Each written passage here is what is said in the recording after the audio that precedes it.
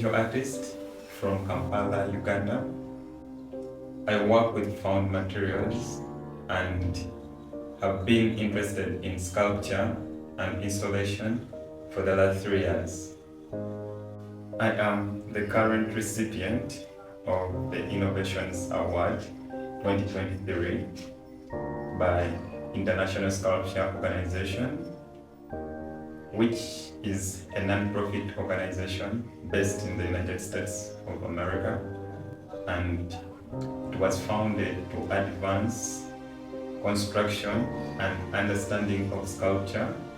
My practice is more experimental, and I work with different elements of the material that guide me in execution of projects. My process involves working with the community, from sourcing the materials to preparing them in studio. The award has expanded my imagination, and it has allowed me to meet fellow sculptors. I would like to thank the International Sculpture Organization for believing in me and giving me the platform to express myself. Thank you very much.